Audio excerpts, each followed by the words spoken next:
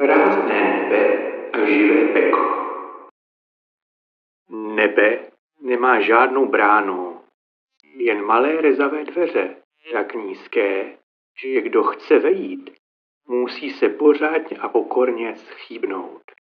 Ty dveře, spíše dvířka, jsou pořád odemčená, protože zámek někdo už dávno ukradl.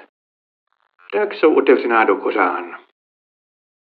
Každý může kdykoliv vstoupit, pokud se pořádně a pokorně ohne v kříži.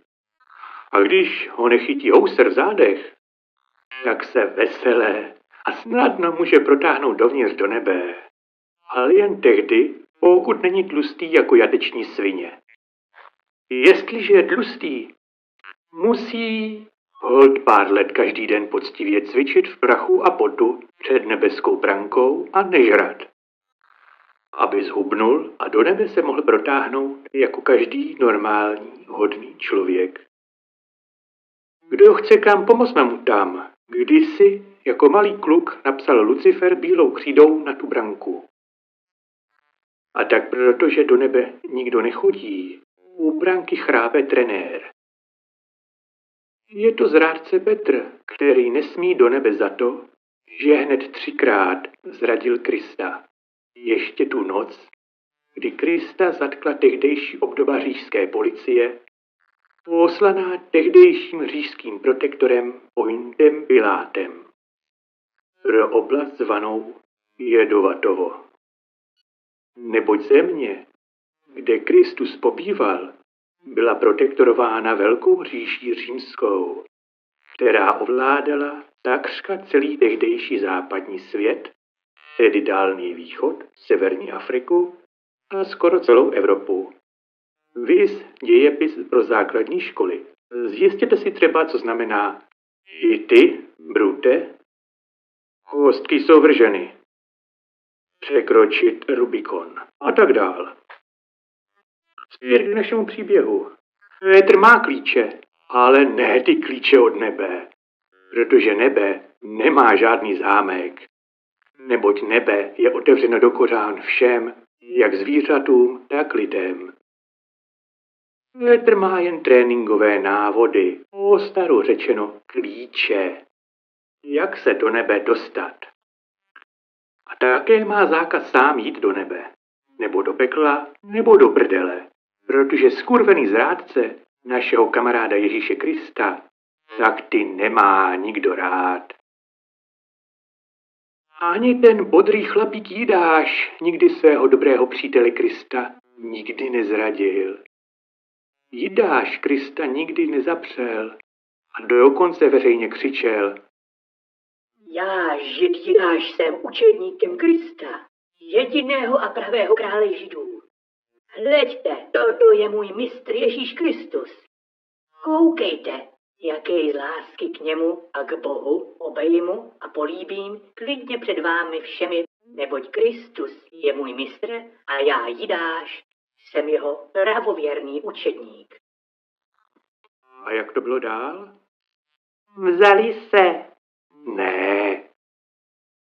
Kristus pak po veselém dni, kdy jej vděční lidé korunovali trnovou korunou za krále nebes, a přitom mu ti samí lidé projevovali své sympatie vřelými kopanci do prdele, kameny do obličeje a nadávkami, a aby to měl do nebe blíž, jak mu dokonce z vděčnosti postavili do nebe žebřík, ale protože měli ti duchem chudí lidé jen 2 trámy, jeden delší a druhý kratší, tak je alespoň milému Kristovi stloukli dohromady místo žebříku a Ježíše na vzniklém, velmi pohodlném vysokém kříži vysadili až do nebe. Z nebe pak Kristus hodil příteli Jidášovi provaz a vytáhl Jidáše k sobě do nebe. Poté Kristus v nebi Jidášovi řekl: Ještě, že jsi tak skromný, Jidáši, a posloucháš a děláš vše, co já, tvůj mistr, ti říkám. Kdybych si býval vzal ten těžký pytel zlaťáků místo těch pár 30 stříbrných, neměl bych sílu tě vytáhnout až do nebe. A musel bych si ten Petr z Laťáku pustit. A teď bychom v nebi neměli nic. Takhle máme alespoň 30 stříbrných. To byla fuška. Nemusí pršet zlaťáky. Stačí, když kapou stříbrňáky.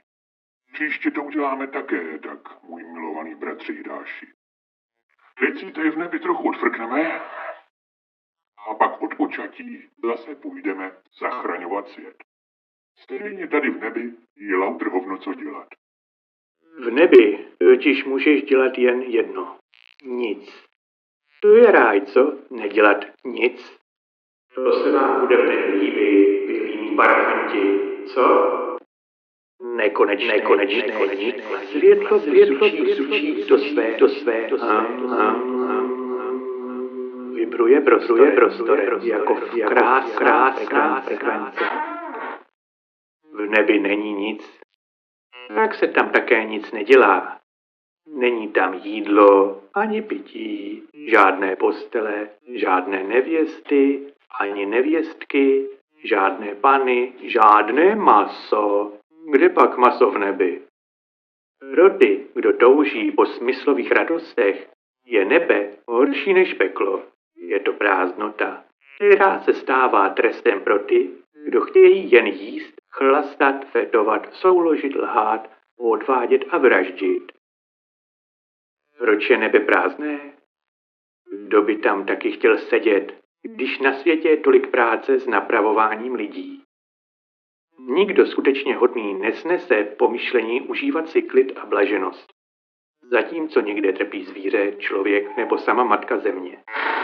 Nesedí tam ani Bůh, ani svatí, protože ti všichni jsou v akci. Zachraňují svět. Nebe není odměna, ale prázdná síň, protože ti, kdo mají opravdovou hodnotu, nikdy nezůstanou v klidu. Jejich místo je tam, kde je bolest, kde je potřeba pomoci, kde se rozhoduje o osudu života. Skutečná svatost se neuzavírá do ticha. Svatost je čin. A proto je nebe prázdné, protože všichni, kdo by tam mohli být, už dávno odešli zachraňovat svět. Lucifer a třetina andělů odešli jako první. Ne ve spouvoře, ale v soucitu. Viděli, že svět potřebuje pomoc. A šli jednat. Bůh nejprve trucoval, že na to nepřišel sám, ale pak pochopil, že dobrý rodič chce, aby jeho dítě bylo lepší než on. A tak si oblékl montérky a šel házet uhlí pod kotle do pekla. Lucifer je lepší než Bůh, protože Bůh je dokonalý rodič, a tak Lucifera stvořil lepším než on sám Bůh. Bůh je dokonalý, a tak vytvořit své dítě ještě dokonalejší než on sám rodič byla pro Boha výzva. Ale Bůh je všemocný a sám sebe překonává. Jen mizerný rodič by chtěl, aby jeho dítě bylo jen jeho vlastní kopie. Každý rodič je hrdý, když dítě překoná jeho samotného. Bůh je na své prvorozené dítě Lucifera velice hrdý, i když mu to nikdy neřekne přímo, aby Lucifer nespichnul. A tak spolupracují otec a syn, každý jinak, ale oba pro stejný cíl, aby hříšníci prošli očistou a svět se nezroutil. V pekle se totiž každý hříšník trestá sám.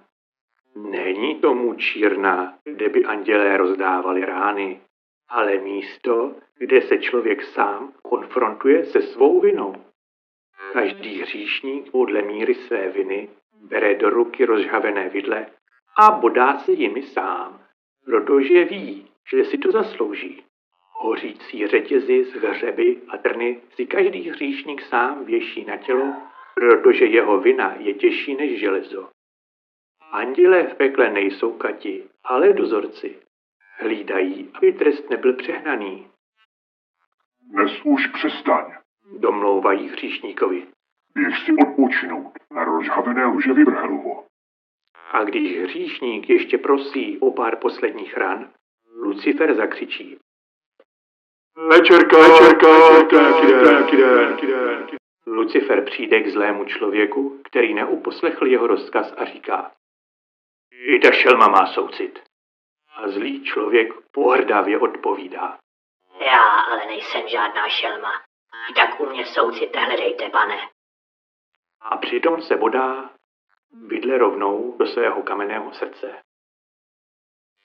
Lucifer beze slova odchází a uroní slzy soucitu.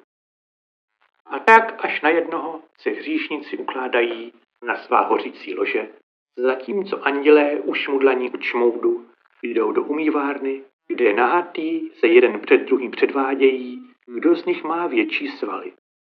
Potom jdou s Bohem a Luciferem na pivo. Peklo není jen trest. Je to kotelna vesmíru. Místo, kde se pracuje na očistě. Nebe je prázdná ozvěna, ale peklo je živé.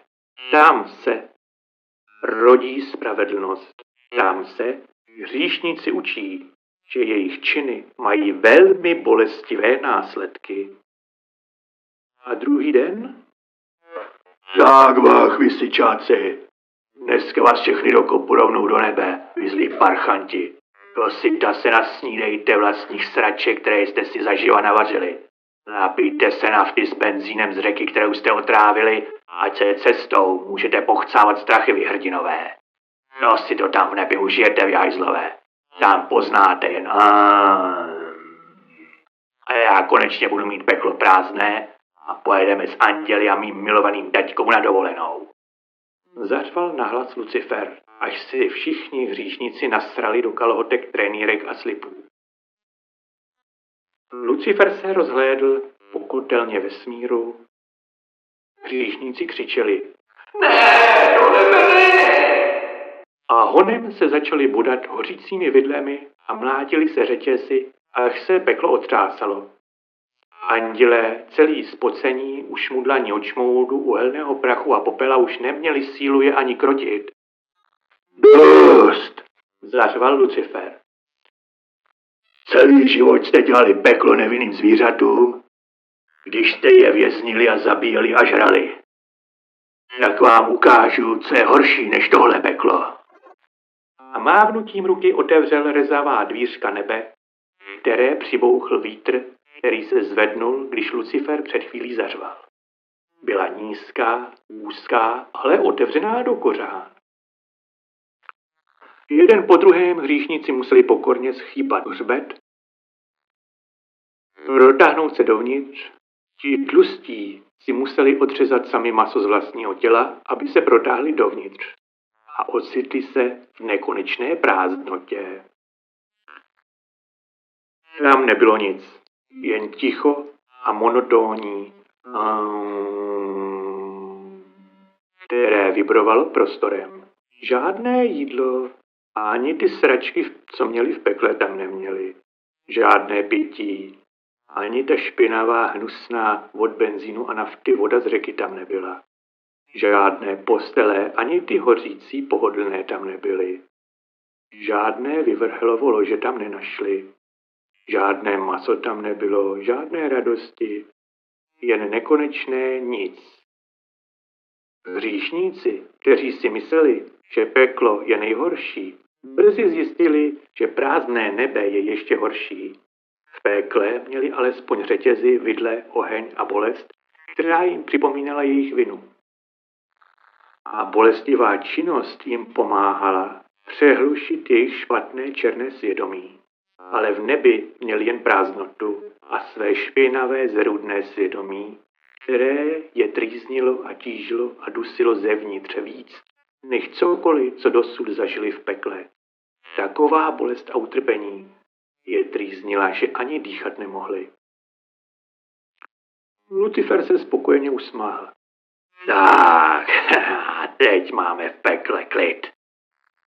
A vy si užijte nebe, vy zlí parchanti.